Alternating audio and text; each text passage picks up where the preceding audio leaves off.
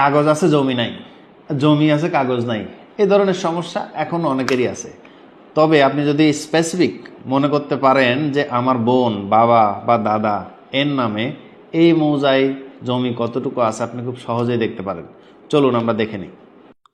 শুরুতেই আপনার মোবাইলে থাকা একটি ব্রাউজার ওপেন করবেন, গুগলে প্রবেশ করবেন।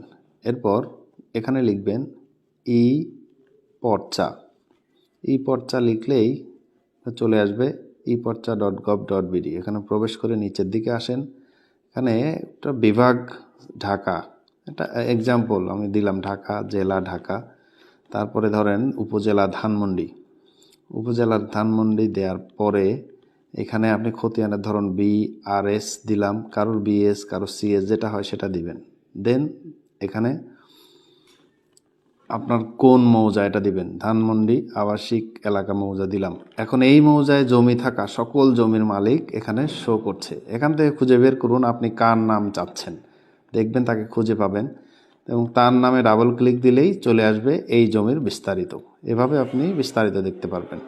এভাবেই আপনার কাঙ্ক্ষিত ব্যক্তির নাম অনুযায়ী মৌজা সিলেক্ট করে ওই মৌজার সমস্ত জমি দেখতে পারবেন। অথবা যদি খতিয়ান নাম্বার থাকে, আপনি খতিয়ান নাম্বারটা প্রবেশ করালেই আপনি সব কিছু দেখতে পারবেন। এটা ভূমি ডিভিশনের একটা অনলাইন ভার্সন। এটাতে আরও আপগ্রেডেশনের কাজ চলছে, ভবিষ্যতে এটা আরও সহজ হবে।